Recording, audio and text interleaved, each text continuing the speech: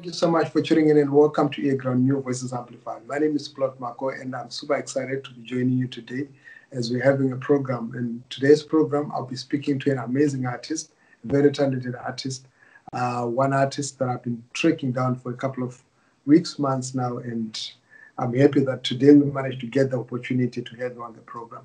I'll be speaking to SHARONROSE. Welcome to Earground. Thank you for having me. It's an honor to be here. I've been following your programs for a long time, so it's great to be here. Wow, thank you so much. Yeah, just to begin with, you've been living in the UK for some years now.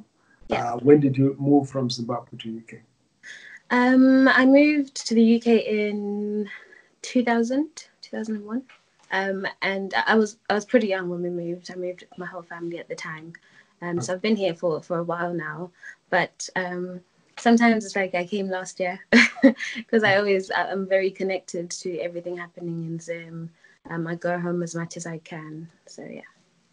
Wow, quite interesting there because I mean I got to know you through the book reading, the weekly book reading, created by Miriam Kwenda Ntize. An amazing reading there, and I thought to myself, I've not been away from home for so long. It's just been like 4 years now, and I still struggle even when I was there to really read Shona properly for like a very long time. And you've been doing that super amazing. But being away from the country for so many years, how have you managed to create a balance in terms of the language? I think the most credit for that I'd have to give to my parents. My mom used to be a Shona teacher. And my parents are Anasramanyika like a kwana. And I was very serious. So we speak Shona at home. I think most people who lose the language, it's because they don't speak it at home. So we speak it so much in the workplace and outside the home. But my parents always kept that grounding in the house. And I think a big part of that as well goes to my love for music from Zimbabwe. So I wasn't really raised on music. I'm a pastor's kid. Okay. So mostly would be listening to like Ron Kennedy, stuff like that when I was young. But then when I got to about 12, 13 and I discovered YouTube, I was fascinated with people like Sistine Tajida. Oh, really? Yes, I'm a big fan. That's quite interesting. I mean, it's one of my favorite, but really I would have thought, which one is your favorite song from Sistine Tajida? Oh, it's a tough one. I think I have 3 favorites. Maybe Wafuromani, or Amandi could be smoke. I can't even choose. I'm a big fan, so I started listening to music like that. Bundu Boys, a lot of like sort of old school Zim classics. So then I just I fell in love with Shona and Shona music and music from back home. So I think that's partly why I read Shona so well and write Shona so well. Most of my songs actually are either in Shona or have elements of Shona. And your journey into music, I think I only got to know of your music not so long ago, and we're going to touch a bit more on chavudoka later on. Which was an amazing performance, I must say. But besides you falling in love with music at an early age and getting exposed to YouTube, you play instruments, you play the drums, you play the guitar, and you sing so well. What has been your journey into music? So I mentioned before that I'm a pastor's kid, so I obviously started, I was introduced to music in the church. It was just a part of almost daily life because we would have to go to church on Sunday. My parents would be in choir practice, youth practice, just things like that. So I was always in love with the music side of things. And then when I went to secondary school, I went to a school that specialized in performing arts. So there was music and drama. Those were like the main things in the school. And then I think that's when I actually started thinking, I could do this. I could actually do this. I love doing this more than anything.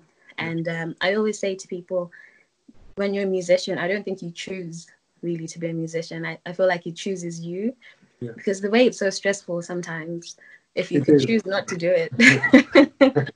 I think you take that opportunity. But you do it with so much ease that at times Thank you. It doesn't really look like, you know, you go through some stress to actually do that. Behind the scenes.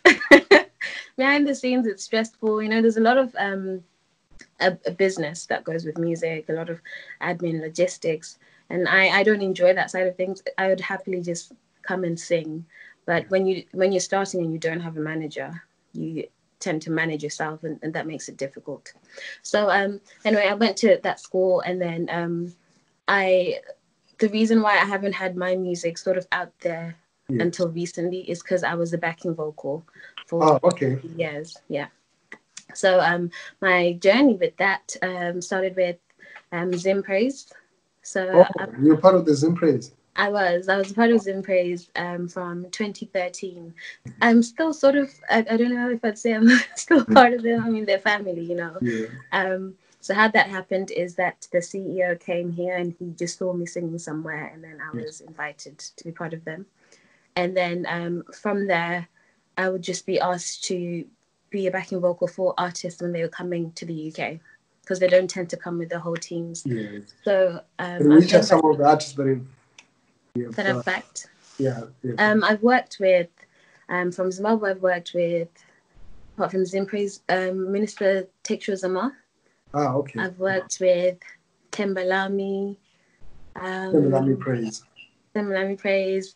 Sebastian Magacha, Lloyd Tevedzai, quite a few of the gospel artists. And you did the track with Lloyd Tevedzai, right? I did. Yeah, I think that was the first time where I saw your name. Oh, right. Yes, that was a few years ago.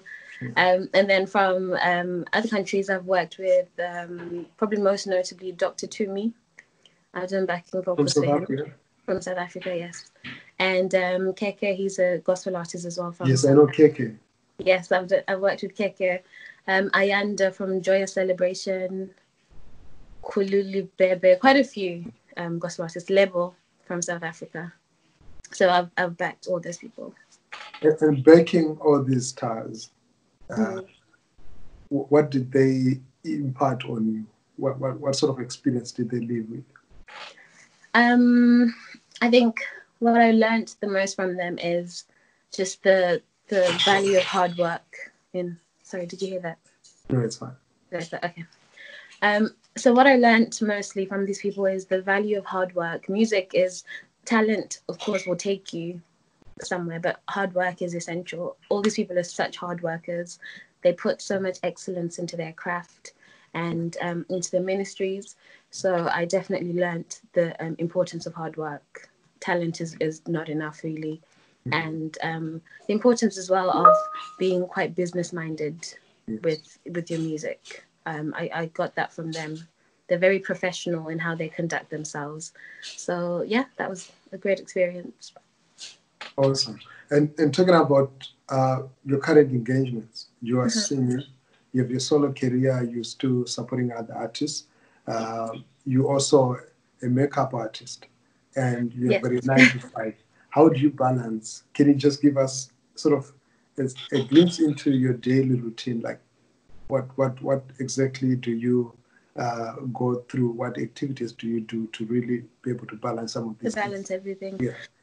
I think that's actually been the biggest challenge for me in my career so far, because I do so much. So I'm actually a qualified HR professional. I just finished my master's in human resources management. And like you said, I'm a makeup artist, although I don't do that as much, but then it's something I do dabble in as well. And the music. So trying to juggle that has been quite difficult. But I feel like when you love something, you make time for it. And when you're passionate about something, you make time for it.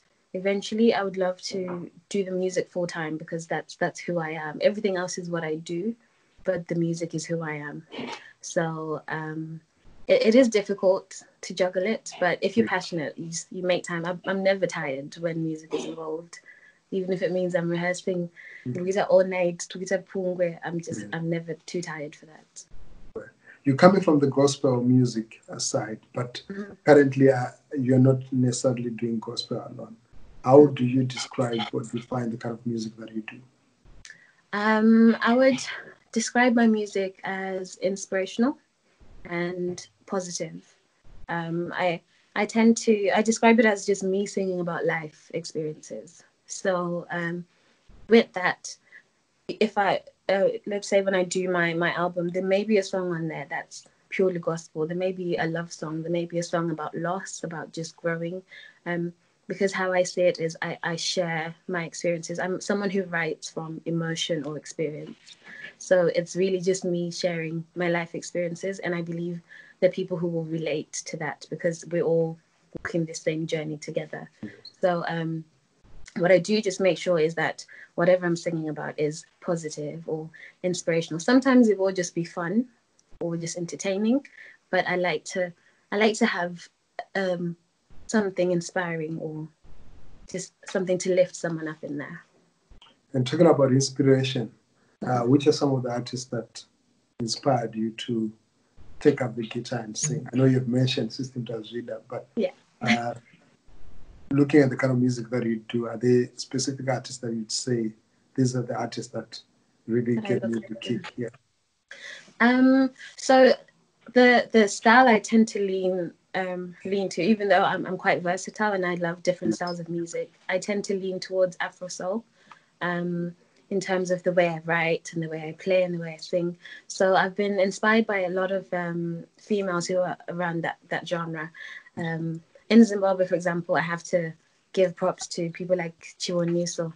Yes. She was just amazing, and her penmanship, the way she played, her passion and everything, that was so inspiring for me. Tarone Gitari, I love her. Yes, Tari. I love Tari. And my friends would jokingly call me Sharone Gitari because they knew how much I loved her. And she was someone who inspired me to play guitar as well. I love Mama Bass. Edith Rotonga. I love her, yes. Yeah, that's my mentor. She's awesome. She's super amazing. She is. And I actually got the chance to meet her recently at chavudoka. So that was amazing. I love Tammy from Zim. I love Tammy. I love Amara. I love Tina Masawi. All these ladies who are doing amazing things. I absolutely adore Sahara. Obviously, she's another female who plays guitar. I love Berita. Berita Kumalo, yeah. Berita Kumalo. God, I can name amazing female musicians all day. It's quite interesting that you've mentioned mainly women. But if you look at the musical space in Zimbabwe, and possibly also across the world, but specifically in Zimbabwe, it's still a male-dominated industry. We see a poster comes up, a concert, there's always men, either men alone or just one female artist. And this has been a center of conversation. And some saying, oh, look, it's promoters are looking at value and possibly women. This is what they say. Women are not putting enough effort, enough energy. So why should we put them on posters? What's your sentiment when you see some of that? You know? I mean, unfortunately, that's the way things are happening right now. But I believe we're equally talented, and we deserve equal opportunities and equal recognition. I know some will say but then because they get that promotion and they get that recognition. I feel like there's so many women who are doing amazing things in the music industry, but they tend to be overlooked. And sometimes when they're on shows, it's almost like a token thing. But I think that the great thing, though, it's not all bad news, because the great thing is people are having these conversations.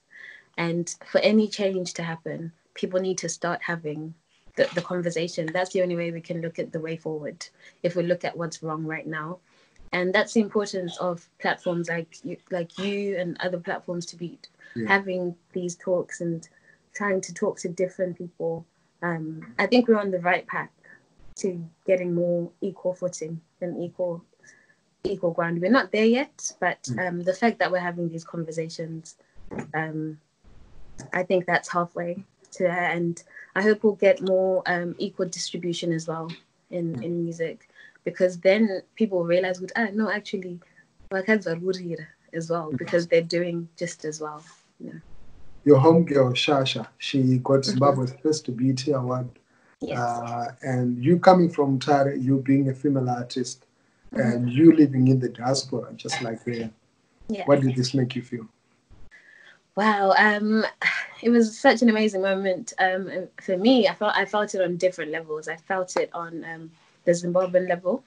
Yeah. So the fact that a fellow Zimbabwean has done that, male or female, wherever they're from, it was already an amazing thing.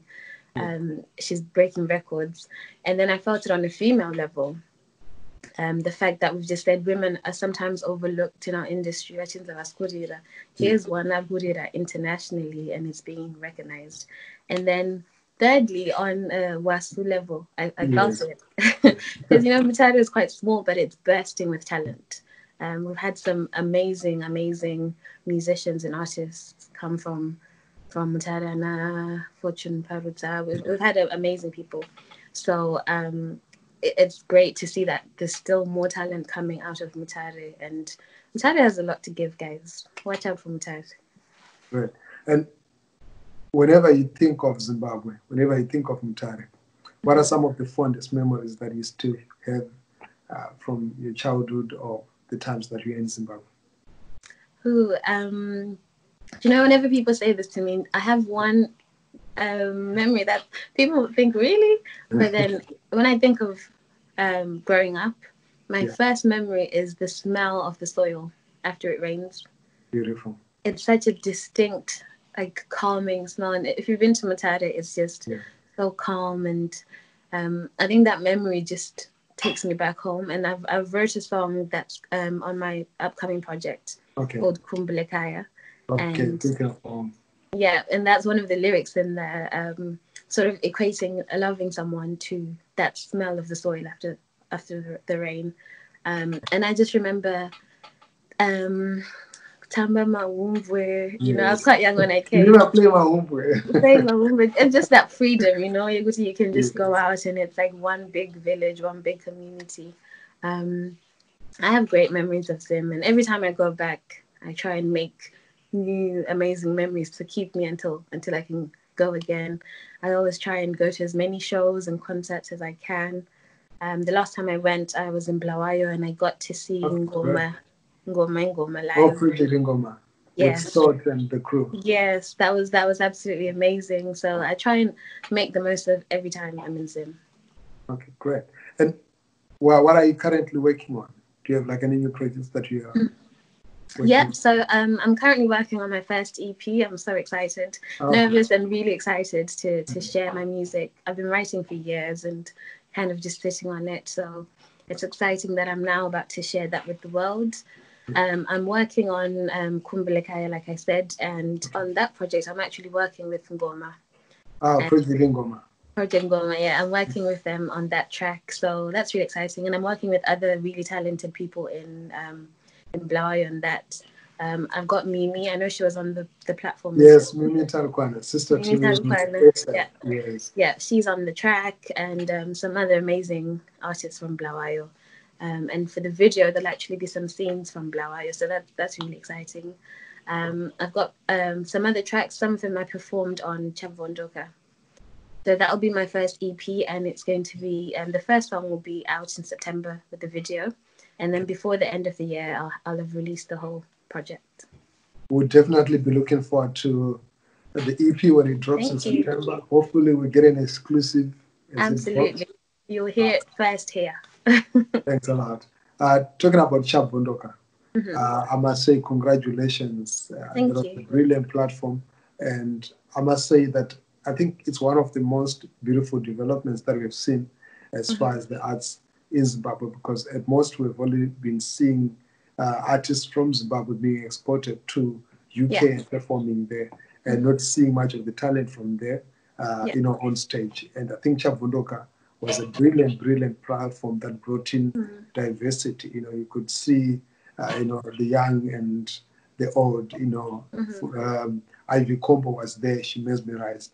And you performed. But when I looked at the artists that performed there, not to take anything away from the men, but I must say the ladies killed it. I mean, you stood tall, and congratulations. Thank you so much. How was the process like to prepare for that concert? It was nerve-wracking. Because with the lockdown and the pandemic and everything, it's been such a hard period. But then it's given us a unique opportunity where you can reach people that you may have never heard you sing in minutes, you know. With everything moving online and these live concerts, it's been an amazing opportunity for people to meet new artists. So it was nerve-wracking in that sense, because it's hard to perform when you don't have the vibe of the audience. Yes. You know, it's basically you and the cameraman. Just you and the cameraman, and that's it. You can't feed off the energy, audience, or anything. So that was difficult, but it was exciting. It's just when you're doing what you love, it's always exciting. It was great meeting some people that I hadn't met before, like Edith, and seeing people that I hadn't seen in a long time again, like Ivy. I actually knew her from before. Working with the Manatsas, we've known each other for a very long time. An amazing family. Amazing family. So it was great to see all of them and get to work with them. And for it was great to see that UK artists are starting to get that recognition, not just in the UK, but back home as well, because I think our dream would be for us to be able to work fluidly between here and in Zim. I know for me, for example, I would actually love to relocate back home if I could, because there's just so much resources and so much talent in Zim. It's like a creative melting pot, you know. So it was great. I think it's good for that collaborative working with Zimbabwe. So I think it was great for that. It was a great experience, and I'm grateful to have been called on there. So yeah, it was amazing. All right. Well done. And you speak of collaborations. In your next project, you've mentioned artists that you will be collaborating with. But is there one specific dream collab that you would want to have one of the days? Oh, I don't know if I can choose one. I mean, I had one like ultimate dream. My ultimate dream collaboration was with the late Dr. Oliver Mtukudzi. I am like a super fan. I mentioned my inspirations to play music, and I mainly talked about the females, but he was right up there inspiring me to play guitar. And, have I had a chance to interact with him? I did. So just before he passed, I'd actually started speaking about doing a song with him. I'd sent it to him through the Manatsa family. Yes. So I was really looking forward to that, but you know, God has his plans. But he was just someone amazing even to know or to have spoken to. One of the times I was in Zim, I got to meet him and speak to him, and you know, you just feel like, yeah, we're in the presence of someone great. So that would have been my ultimate dream. But now I would love one day to work with Zahara. Right. I would love to work with Gary Tite. Oh, Gary Tite. Okay, great. I think he's absolutely amazing. I'm sure you would definitely love to hear this. I'm good friends with him. So. Oh, great. Gary, if you're watching, if you're watching this. Great. Now make sure that he watches that, and I think that will create, you know, some very powerful energy, because Gary Tite is also one of the few artists that worked with the doctor. Absolutely. And getting that kind of endorsement from a legend, and you two could not take up anyone for a collab is easy stuff. Yeah. And you had already started conversations, and now there's Gary Tite, who's an amazing artist. I think.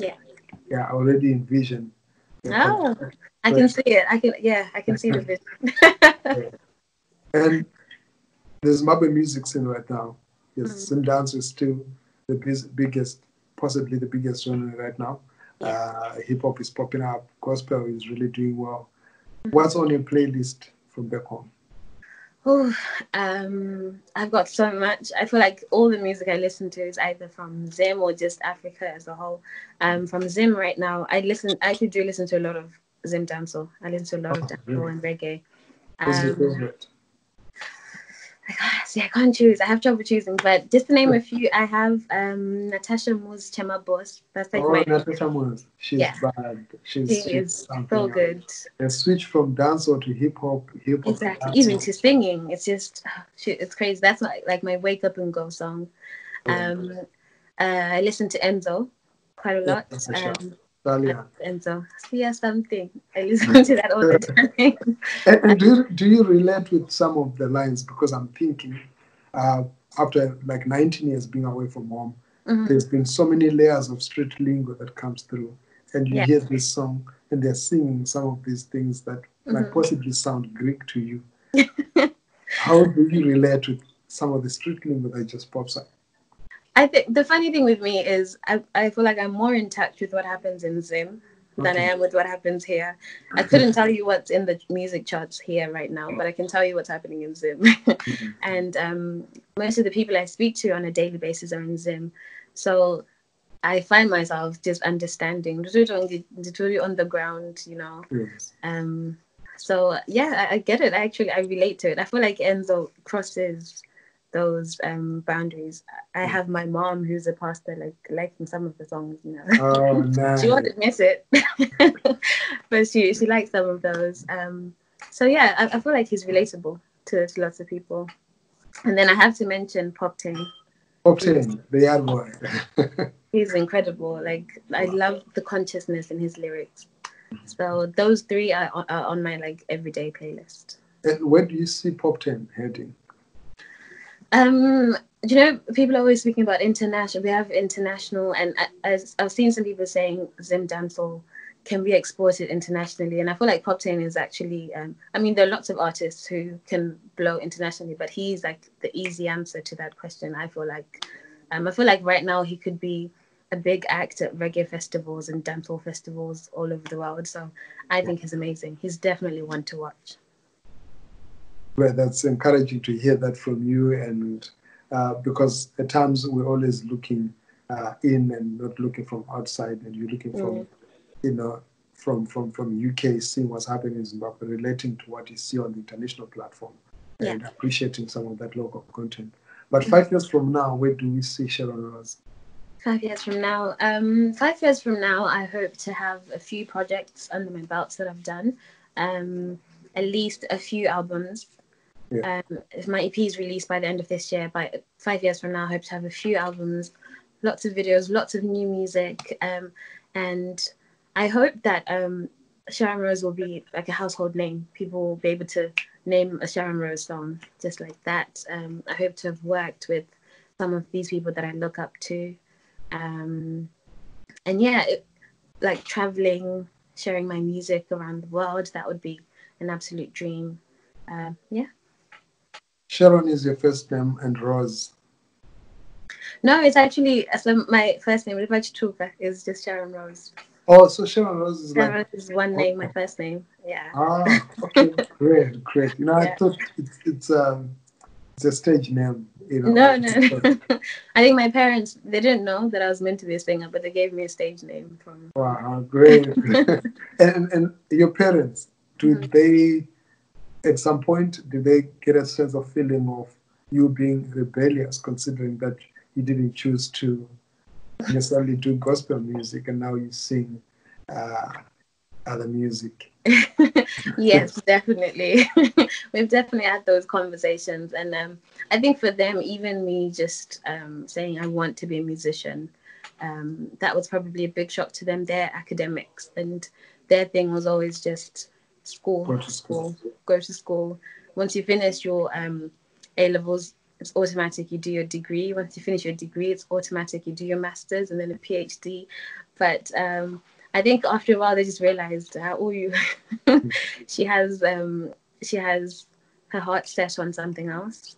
So I think it took a while to get to a point where they were in support of my music, but I think we've got there.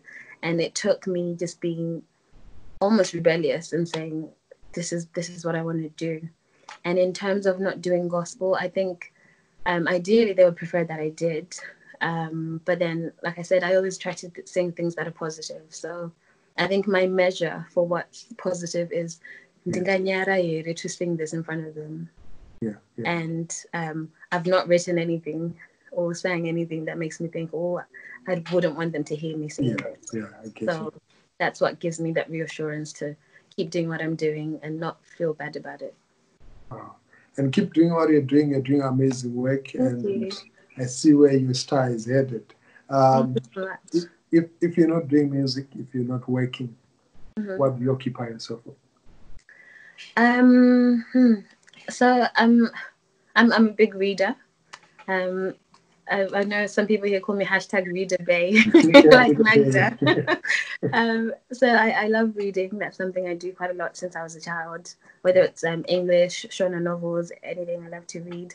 And I'm someone who's very creative, so I like just to do creative things.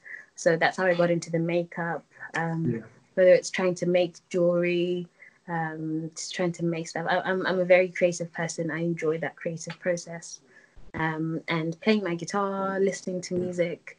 I'm quite an introverted person, so I don't really go out that much. You won't really see me out and about, but I just love being in a creative environment.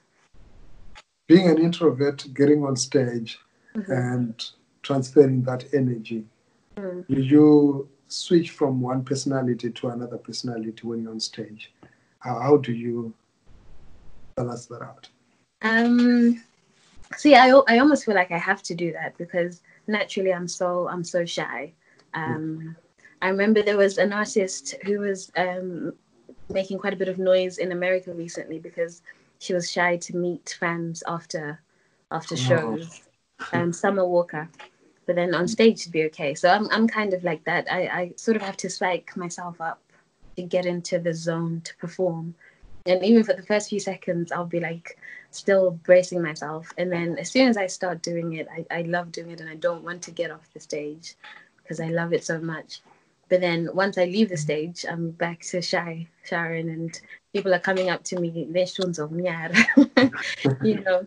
So it is almost like I have to become a different person. I know one knows what guys, Beyonce alter ego, it's demonic, but it's just sometimes your personality and your gift or your talents, they don't really go hand in hand. So if you're shy and you're a performer, you're a singer, it doesn't match, and you just have to find a way to balance it, and that's what I try and do. Great.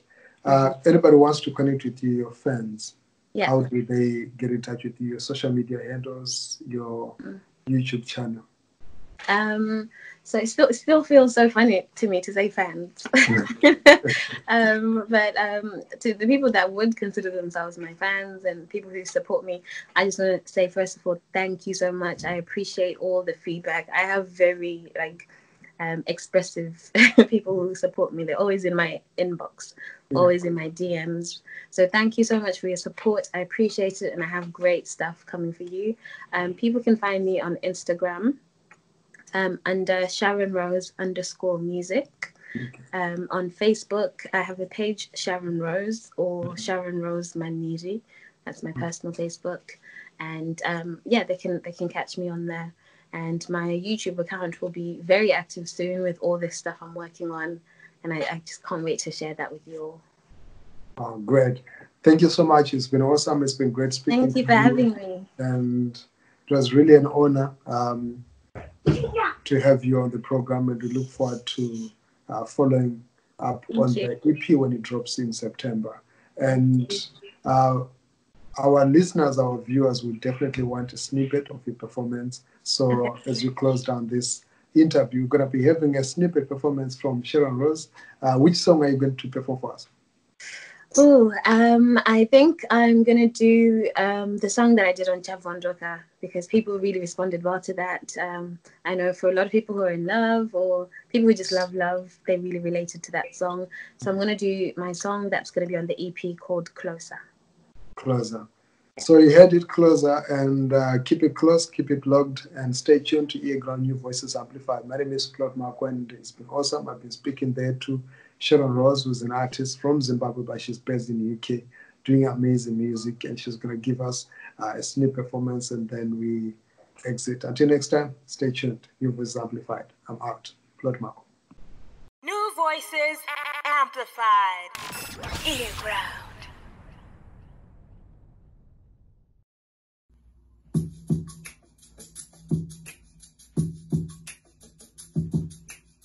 You can click to this one, just like this.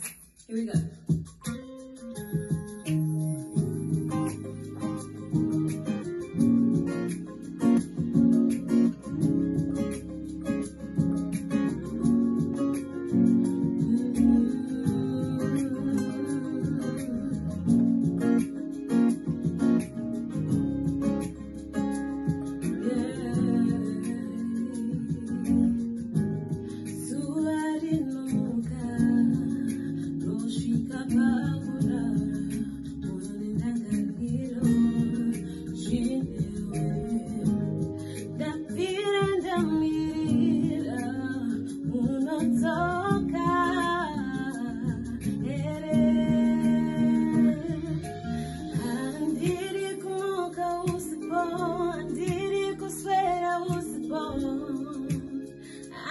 wanna be close to you.